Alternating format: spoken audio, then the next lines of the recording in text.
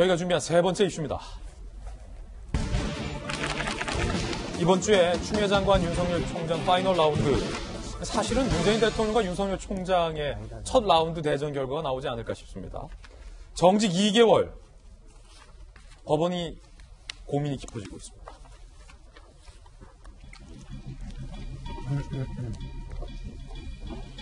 자, 정직 2개월.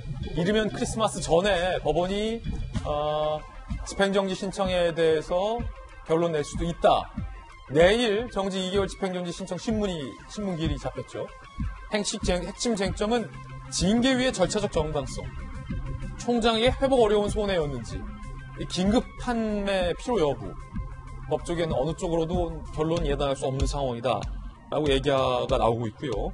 이 결정을 홍순욱 판사가 내릴 것으로 알려져 관심이 모아지고 있습니다. 2014년 홍순욱 판사가 이런 언론 기고글을 남겼더군요.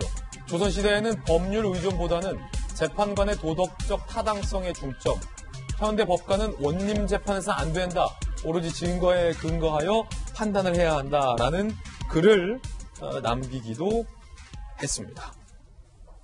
손정혜 변호사님 나오셨습니다. 어서 오세요. 안녕하세요. 손 변호사님, 크리스마스 전에 나옵니까?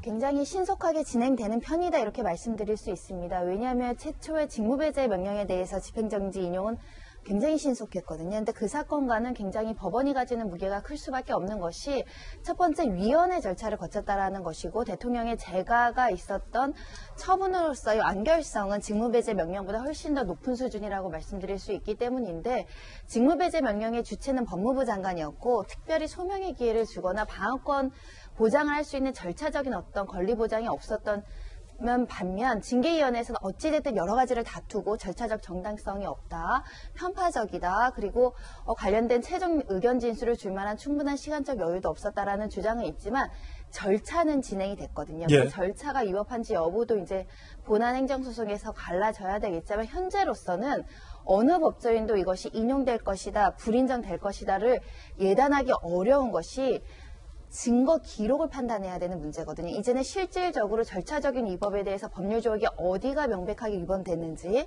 그리고 실체적으로 징계 사유가 충분히 어느 정도는 있다라고 볼 여지가 있는지를 주고 실체 심리까지 들어가야 되는 상황이기 때문에 이 집행정지를 맡은 재판부는 굉장히 고심할 수밖에 없는 상황입니다. 그렇군요. 재판부의 결정에 관심이 모아지고 있는데, 그 가운데 징계위에 한동수 대검 감찰부장이 윤석열 총장에 대해서 이렇게 진술한 문서를 제출한 것으로 알려지고 있습니다.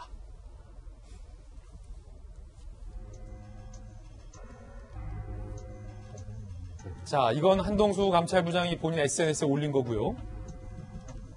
법무부 감찰과정 진술서, 한동수 대검 감찰부장. 동아일보 보도에 따르면 윤 총장, 군대에 의한 무력 쿠데타가 아닌 검찰 수사를 통한 쿠데타를 의식한 듯하다. 상당히 좀 주관적인 내용을 진술했다라고 동아일보는 보도하고 있습니다.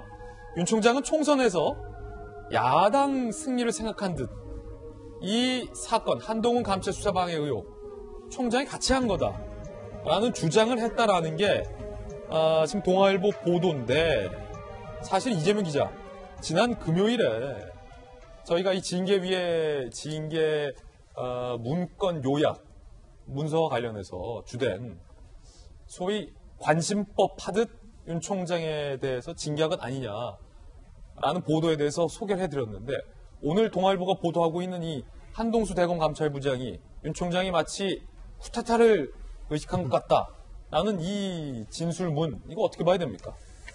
글쎄, 어쨌든 한동수 감찰부장도 증인이었고, 그래서 징계위원회에서 한동수 감찰부장의 진술서를 어느 정도 감안해서 징계 결정을 했는 데까지 영향을 미쳤는지는 정확히 알 수 없으나, 어쨌든 간에 한동수 감찰부장이 사실상 특히나 판사 성형문건 같은 경우에는 압수수색을 하고 수사를 진행하는 당사자로서 역할을 했기 때문에, 글쎄 이 진술서가 과연 합당하냐 이제 논란이 있을 수밖에 없는 거죠.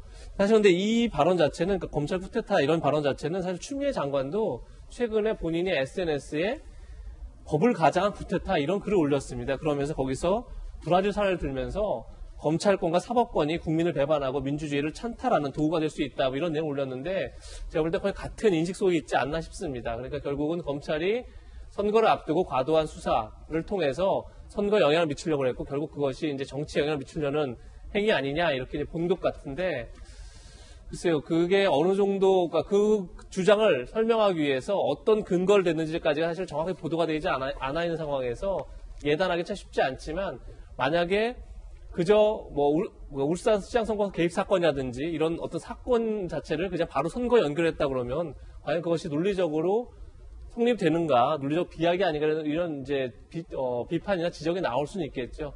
그런 점에서 저 자체가 어디까지 이제 정확하게 지금 밝혀지지 않았으나 만약 저런 이유를 근거로 징계를 했다 그러면 뭐 내일 있을 이제 징계 신문에서도 관련 신문에서도 이런 문제가 쟁점이 되지 않을까 싶습니다. 자, 오늘 동아일보가 보도하고 있지만 구체적으로 사실이다라고 단정할 수 없다라는 말씀 드리겠습니다. 자, 이 보도의 사실 여부, 진위 여부는 조금 더 확인해 봐야 될 것 같은데 윤태용 실장님, 만약에 이게 사실이라면 지금 문서 한번 진술서 다시 보면 한동수 감찰부장은 이렇게 주장하고 있잖아요. 윤 총장이 군대가 아니라 검찰 수사를 통한 쿠데타를 의식한 것 같다라는 이 한동수 대검 감찰부장의 어떤 주관적인 주장에 대한 뭐 근거 이런 게 당연히 기재돼 있었겠죠. 얼마 만약에 전에 사실이라면. 그 대전지검의 이복형 부장검사가 이야기했듯이 저 진술서는 본안 소송에서 이제 다 나올 거예요. 아마 그러니까 곧 나올 것이고 몇 가지가 한동수 감찰부장 입장에서 자 윤석열 총장이 감찰을 방해했다, 수사를 방해했다 이런 이야기는 충분히 할 수 있다고 생각합니다. 거기에 대해 가지고 또 이제 논리적 공방이 벌어지겠지만은 근데 이제 야당의 승리를 생각했다. 그거는 알 수 없죠. 그거 어떻게 알고 이야기를 하는지. 그리고 이제 뭐 검찰이 군대 대신에 수사를 통한 쿠데타를 했다라고 하면은 처음 징계위 결론이 나왔을 때도 그런 말을 했지만은 저런 게 이제 조금이라도 예. 그랬다면은 곧바로 해임을 하고 그리고 아니면 해임 절차가 이제 빨리 못 된다면 국회에서 이제 탄핵을 하고 형사처벌을 해야 되는 것이지 저런 쿠데타를 노린 사람을 지금 정직 2개월 한다는 거는 말이 안 되는 거죠. 이게 사실이라 하더라도 이건 정직 2개월감은 아니다. 아, 그렇죠. 그거는 한동수 감찰부장이 직을 걸고 저건 강하게 뭐 항의를 해야 되는 거 아닙니까? 윤태호 시장 방금 말씀 주셨듯이 다시 한번 보면 윤 총장이 총선에서 야당의 승리를 생각하고 있었다라는 한동수 대검 감찰부장의 저 추정은 윤 총장이 그때 당시 무슨 생각을 하고 있었는지에 대한 추정이기 때문에 저게 사실 구체적인 근거가 있기가 쉽지 않다. 저거야말로 사실은 관심법의 영역이잖아요. 모르겠습니다. 이 보도가 진위 여부가 좀 나와야 될 것 같아요. 손정희 변호사님, 법원이 이제 크리스마스 전에 이번 주 안에 어떤 윤 총장을 다시 복직시킬지 말지에 대해서 결론 줄 수 있다고 말씀하셨잖아요. 이러한 것들이 좀 영향을 미칠 수 있나요? 그럼 판단에?